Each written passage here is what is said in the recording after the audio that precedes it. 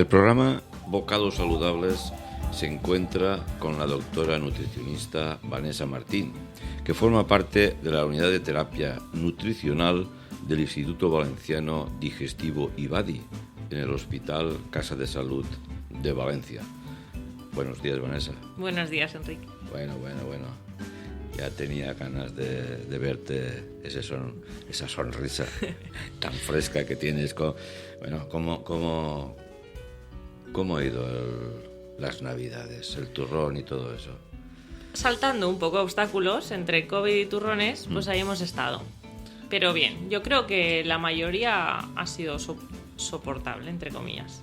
Yo creo que se ha podido sobrellevar. A nivel general, ¿cómo has visto a tus pacientes? ¿También lo han podido soportar? La mayoría diría que por lo menos se han mantenido. Han sido conscientes de que siempre decimos que la Navidad, yo siempre les he dicho antes de que llegara que la Navidad son 5 días, no son 20. Y eso es algo muy importante, ser conscientes de que no podemos tener 7 tabletas de turrón en casa porque no te la comes solo el 25, te la comes el 26, el 27, el 28...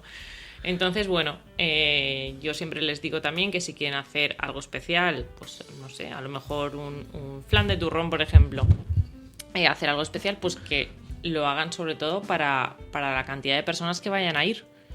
No hagamos para 30 personas cuando luego es para 5, porque esas sobras están en la nevera mirándonos el resto de los días. Eso iba a decirte, que la podemos tener, pero el problema es si cambian de lugar. Efectivamente. Si cambian de lugar.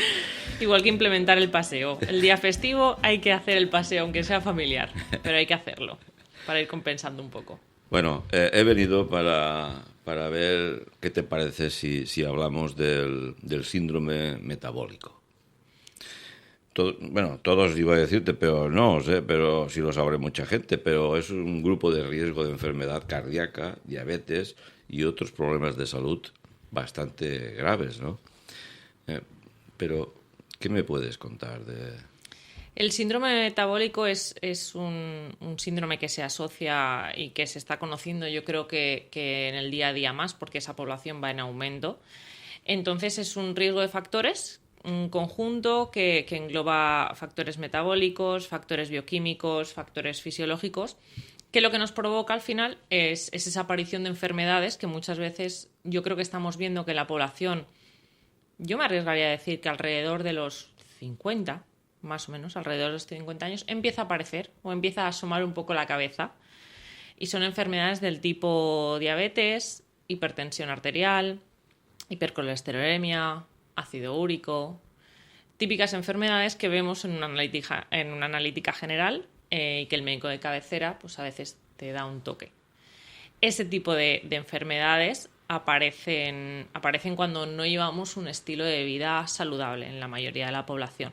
Entonces, bueno, sobre todo yo creo que viene enfocado a esa edad. A partir de los 50 o demás es cuando empiezan a aparecer ese tipo de patologías que yo creo que a día de hoy están bastante normalizadas y que casi todo el mundo conoce. Pero no debería de ser así, no debería ser normal tener ese conjunto de enfermedades. ¿Y la gente joven, la gente adolescente, los niños, porque ya hemos hablado unas veces de la comida tan mala que están haciendo, tienen posibilidades de entrar en este síndrome? Sí, de hecho yo personalmente en consulta veo mucho paciente niño-adolescente con unos niveles ya preocupantes en cuanto a insulina y glucosa. Y, por ejemplo, tensión también. Sueles ver ya un indicio de que a lo mejor ves a ese paciente, a lo mejor yo en edad infantil, a lo mejor lo estamos viendo cada mes y medio, cada 3 meses, depende. En la sanidad pública obviamente el tiempo es más espaciado que en la privada. Pero esas tensiones siempre suelen ir un poquito altas y las bioquímicas, las analíticas que se les hacen muchas veces, esos perfiles de insulina están altos. Esos niveles se ven asociados siempre a pacientes con un perfil de obesidad alto. Y eso en niños y adolescentes es preocupante porque al final van a generar una insulinoresistencia y van a ser dependientes de esa insulina. Van a crear una diabetes. Y una diabetes en un adolescente es muy preocupante. Muy preocupante es. Antes de preguntarte por, por una posible solución, sí quería que me contaras una prevención, ¿no? O sea, no esperar a que el análisis te diga, allí, quieto parado, no, sino es que ya empezar a cuidarse, ¿no? ¿Qué prevención podemos empezar? Yo creo que es la base y parece que no repitamos mucho, pero es verdad que esa alimentación saludable y un estilo de vida en el que tú incluyas también el deporte de manera rutinaria durante la semana es muy importante para esa prevención, porque ese tipo de enfermedades aparecen en su gran mayoría cuando esas dos partes las tenemos descuidadas. Cuando hay un consumo de alcohol, cuando hay un consumo de tabaco, una mala alimentación, el trabajo muchas veces no nos permite o no queremos que nos permita, depende, el comer fuera de casa de manera continua. Muchas veces va acompañado también eso de postres, de refrescos. Todo eso es un suma-sigue diario y que con los años obviamente se tiene que ver un reflejo. Hay pacientes que conforme vienen a consulta les haces 3 preguntas y las 3 preguntas son sí. Por ejemplo, una de ellas, un factor que parece una tontería, pero la pregunta de ¿roncas? Y es de sí. O la persona que tiene al lado le dice, sí, es insoportable. Mucha gente tiene una apnea del sueño, que se llama. Sí. Y esa apnea del sueño es producida en la mayoría de las ocasiones por una obesidad. ¿Ah, sí? Sí. Cuando tú reduces ese peso, ese índice de grasa, esa apnea puede desaparecer. Mucha gente, más de la que se cree, utilizan las EPOC, las máquinas que decimos un poco para dormir por las noches porque lo necesitan. Y esa patología viene asociada en su gran mayoría por obesidades. Bueno, ahora que me estás contando esto, sí que es verdad que conozco yo, bueno, sin ir más lejos, mi hermana, ¿no? Ella utiliza esta máquina, pero mi hermana sí, es obesa. Pero, sin embargo, sí que conozco también gente que no es obesa y también ronca. Ya sería Sería otra patología. otra patología. Es un poco como una persona puede tener un hígado graso y no ser obeso, puede venir derivado, o una hipercolesterolemia heredada. Hay pacientes jóvenes que tienen un peso normal, hacen deporte y tienen un índice de colesterol alto, pero eso viene derivado de una hipercolesterolemia familiar que se llama y que se puede mejorar y se puede tratar, pero ya vienen un poco esa parte genética. La obesidad no es un solo factor, no es lo que yo comentaba estas semanas, no es la comida en sí, es una multitud de factores que te rodean. Son factores genéticos, son factores endocrinos, es el sueño, es la exposición a la tecnología, es el sedentarismo, es esa mala alimentación, son muchísimas cosas que lo acompañan. El día tiene 24 horas. En esas 24 horas hacemos muchísimas cosas que influyen en nuestro organismo. Has comentado lo del ejercicio, ¿no? De lo del deporte. He leído que como mínimo 30 minutos todos los días. ¿Qué tipo de 30 minutos son esos? Yo ya no digo al paciente ni 30 ni 40. Yo con que intenten hacerlo, porque al final tienes que crear una adherencia. Si tú realmente haces algo a regañadientes, algo que no te gusta, no vas a conseguir que esté integrado en tu vida. Entonces hay que buscar la manera. Yo siempre digo, ¿no te gusta el pádel? Pues prueba el baloncesto. ¿No te gusta el baloncesto? Prueba a correr. ¿No te gusta? El que tú quieras. Pero sí establecer esa actividad física. Tema de los pasos que se implementó hace unos años y ya se comentaba, el mínimo de 10.000 al día. Sí, por supuesto, mínimo un movimiento de 10.000 al día, de 10.000 pasos. Y aparte el deporte que tú realices. 30 minutos, pues 30 minutos. La fuerza muchas veces se le ha puesto una cruz porque parece que sea de personas para músculo de gimnasio y no. El músculo, esa fuerza que hacemos también nos ayuda a la pérdida de grasa. Entonces es muy importante esa parte también, no solo hacer el cardio, que es el deporte típico que siempre hemos hablado de correr, caminar, bici. Sí, esa parte es una parte de deporte. Pero la otra también hay que contemplarla. Esos músculos tienen que estar fuertes también y tenemos que tener músculo. Es que me parece muy bien lo que me estás contando porque el médico de cabecera te ha salido colesterol. Uy, coges un sofocón y entre otras cosas te dice tienes que caminar 30 minutos. Y digo, vamos a ver, es que usted puede ir más deprisa que yo, seguro, y 30 minutos hará 3 kilómetros. Y yo en 30 minutos, pues a lo mejor si llego al otro barrio... Efectivamente. Entonces, claro, por eso el tiempo es muy relativo. Hay gente que dice, no, yo utilizo la cinta de andar en casa. ¿A qué velocidad y cuánto tiempo? Claro. A lo mejor yo la uso 10 minutos a velocidad 10 y hay otra persona que lo utiliza 30 minutos a velocidad 5. Claro. Y no ha sudado ni una gota, obviamente. Entonces esto sería la prevención más importante, ¿no? Sí, para mí también es muy importante, que creo que eso no se tiene en cuenta tanto, el hecho de que llegas muchas veces al médico y te dice colesterol alto, ácido úrico alto, vamos a darte una pastilla. Yo creo que esa es la vía rápida y la vía fácil. Yo entiendo, obviamente, trabajo en hospital, que el médico de cabecera no tiene un tiempo de consulta como para estar media hora con ese paciente, explicándole todo lo que tiene que explicar, dando unas pautas de alimentación porque no es su función tampoco, o de deporte o demás. Pero la vía rápida del fármaco yo creo que es una mala costumbre que deberíamos de modificar. Más integrar la salud en tu cocina y menos fármacos. Es verdad, otra vez te tengo que dar la razón porque muchas comidas, eso que te estás con tus amigos, ya, pero si no tienes que comer esto, quieto parado, que me acabo de tomar la pastilla. Entonces, como me he tomado la pastilla, pues ya lo puedo comer. Claro. Ah, sí, claro, el negativo y el positivo se queda igual. Y esa pastilla, ¿no?, cada vez va en aumento porque necesitas más dosis, porque vas generando más. Y con la diabetes pasa igual. Muchos pacientes empiezan con una pastilla, pero acaban pinchándose insulina. Es porque hemos cogido la vía fácil de darle la pastilla, pero la persona no ha cambiado nada de su entorno. No has cambiado nada de tu enfermedad. Entonces, si no mejoras esa parte, obviamente cada vez va a ser peor. Bueno, muy interesante, ¿eh?, para que la gente se dé cuenta de que la pastilla es algo peligroso también, ¿no? Sí, creamos una dependencia hacia ella y es eso. Y decimos, bueno, pues normalizamos el tomarnos 2 pastillas por la mañana y ya está. Ya estoy salvado. Ya estamos salvados, si no. Bueno, y ahora pues vamos al médico y el papel dice que tenemos colesterol, que tenemos diabetes, que tenemos que... A partir de ese día, ¿qué tenemos que hacer, Vanessa?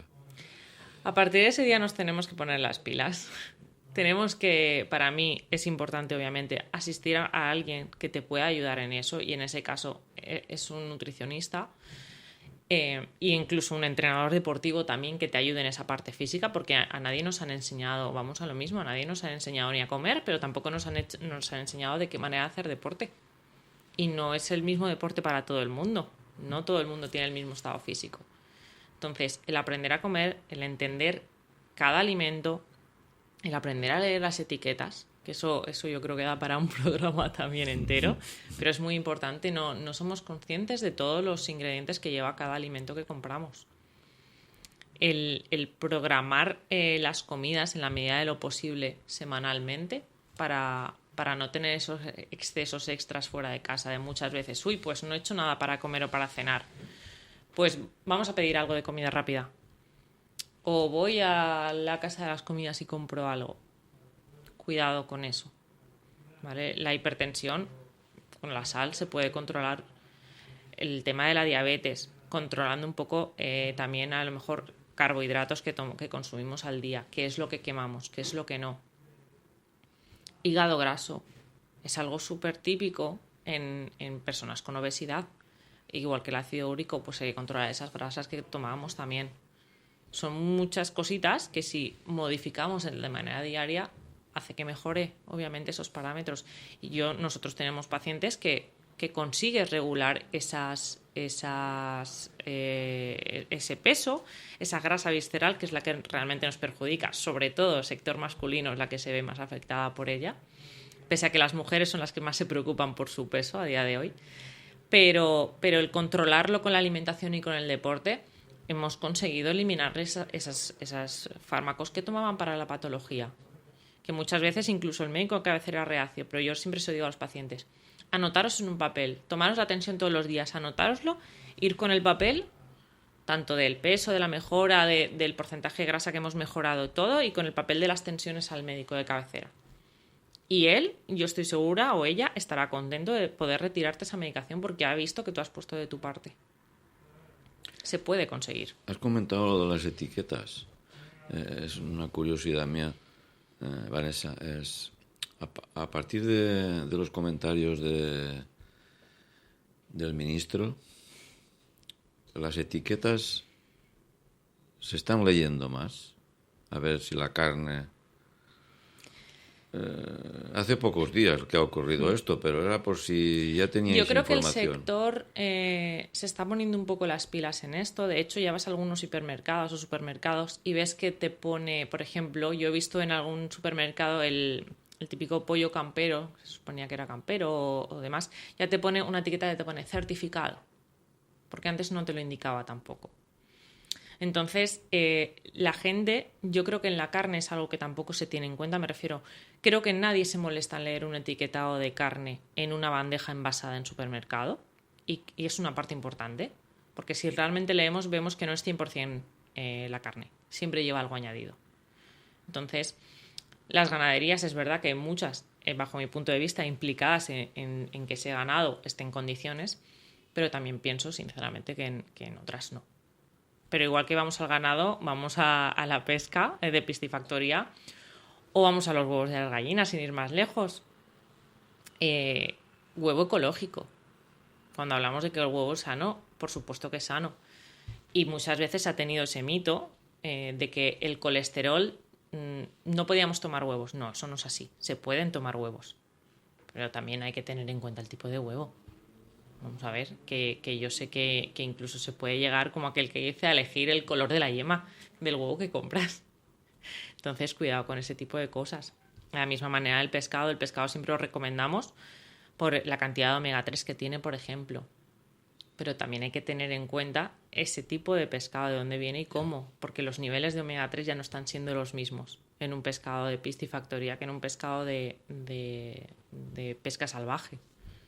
Incluso hay estudios, a día de hoy, hace poco los vi también, que las vitaminas y los minerales que nos estaban aportando las frutas y las verduras se han visto alterados ya con este paso del tiempo y no te aportan tanta cantidad como antes.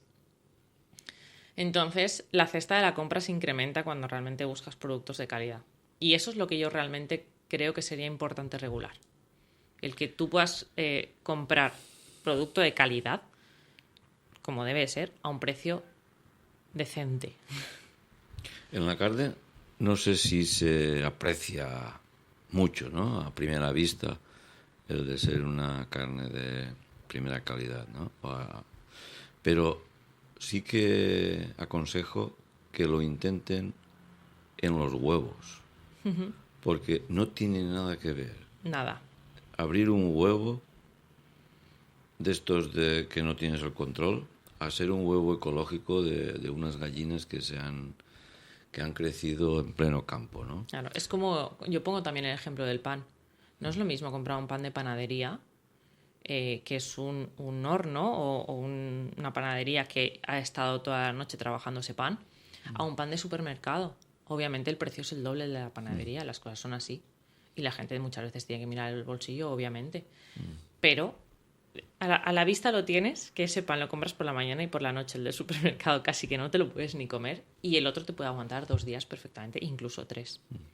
Entonces, ese tipo de fermentaciones largas es lo que el sumal sigue diariamente a nuestro organismo nos beneficia.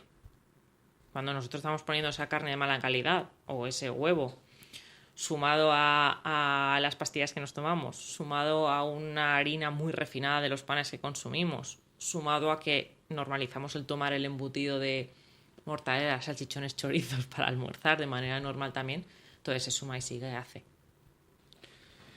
Volviendo al síndrome metabólico, Vanessa,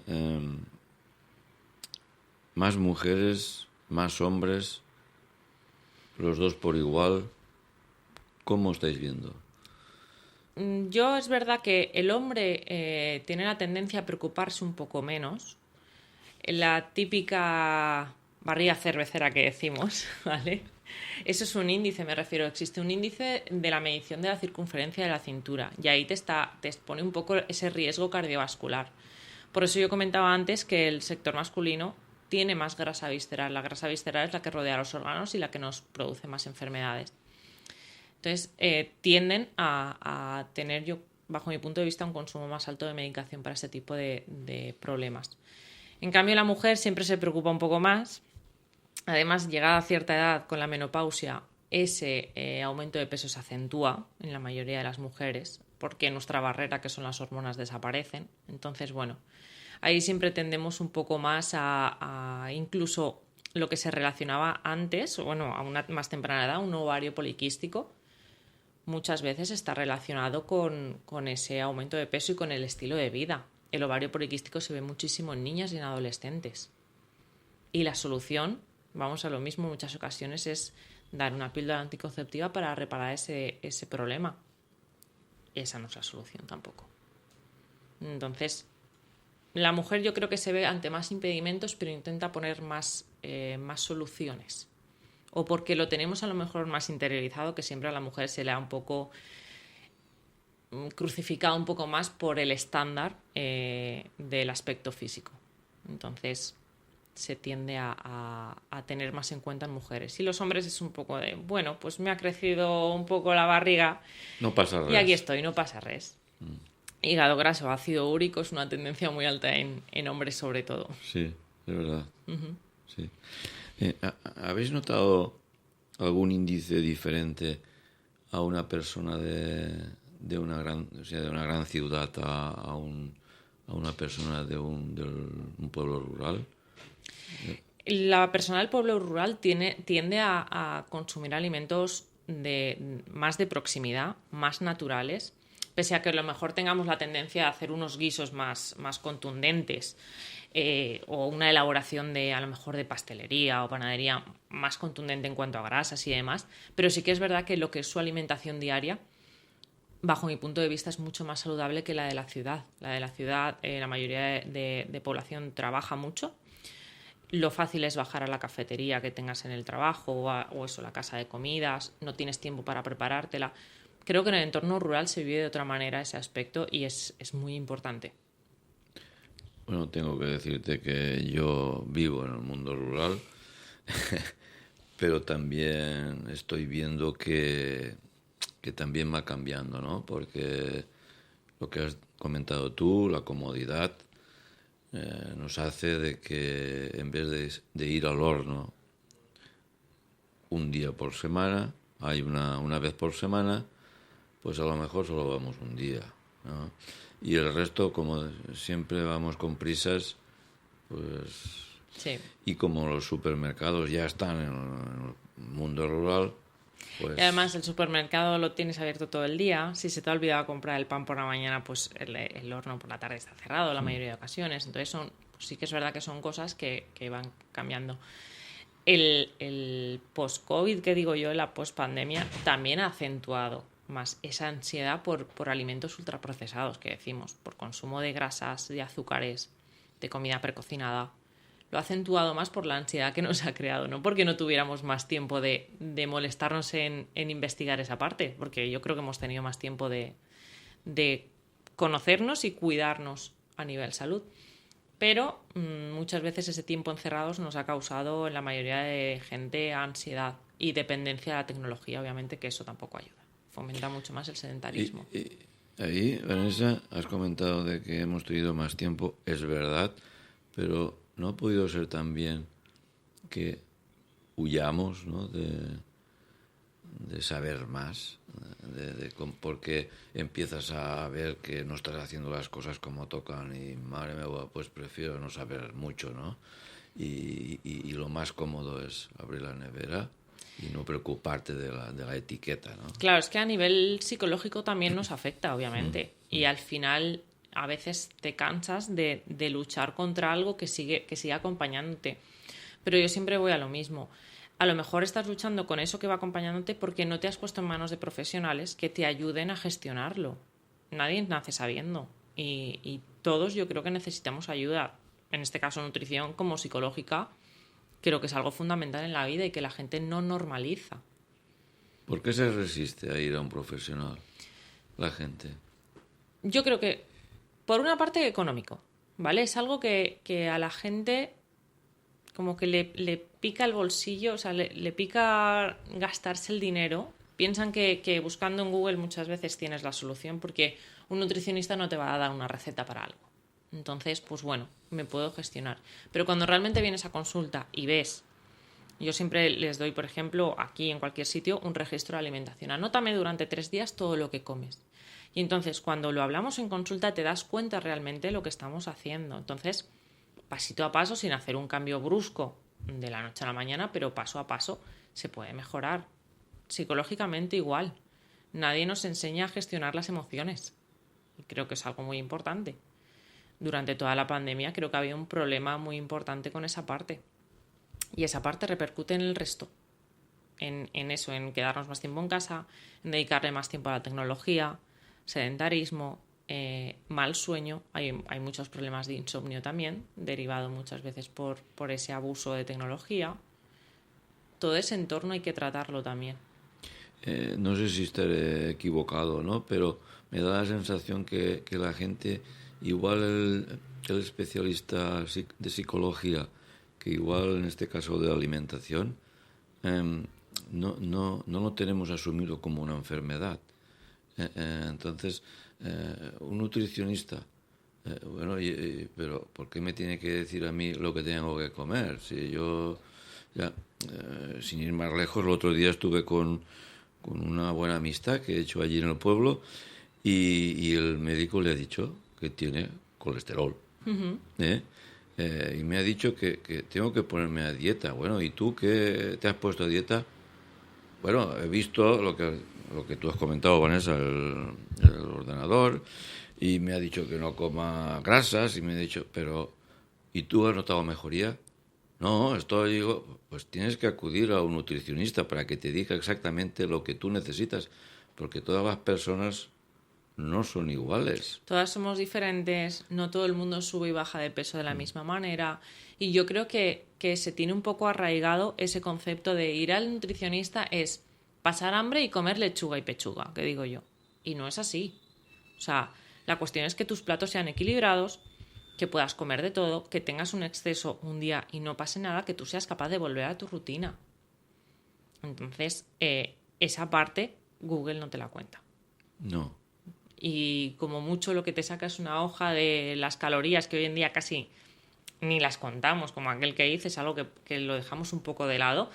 Te saca una lista o lo que te daba antiguamente el médico. Una dieta de 1500 calorías y hazla.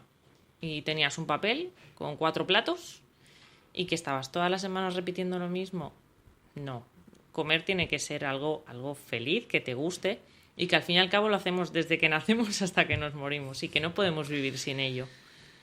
Entonces, algo que tenemos que tener todos los días en nuestra vida es algo importante. Es posible que haga falta un poco más de concienciar a la gente en el colegio, donde vosotros creáis, ¿no? De que hay que aprender desde la infancia saber comer, ¿no? Saber lo que estás comiendo, ¿no? Te lo digo porque este amigo que estuve hablando estaba con su pareja y los dos, no, yo me he puesto a comer lo mismo que él, pero vamos a ver, pero le vuelvo a repetir, pero lo que comer los dos igual, pero bien, yo no le pongo sal, yo no le pongo, bueno, pero y bueno, a salto de mata, ¿no? Y eso es porque no tenemos educación. No tenemos educación nutricional y también yo creo que el hecho de que en la sanidad pública no tengas acceso a ello es una pata que hay que poner. Claro. Hay que poner, porque ese mismo médico le dice tiene colesterol, le voy a derivar al nutricionista para que le explique cómo debe comer y la cosa cambia.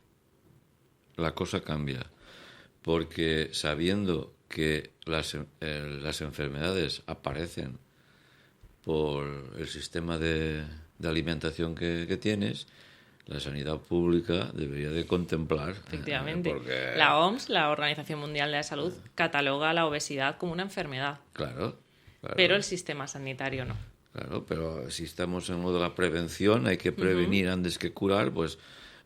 Hay prevención de cáncer, prevención de enfermedades cardiovasculares, prevención de diabetes, pero...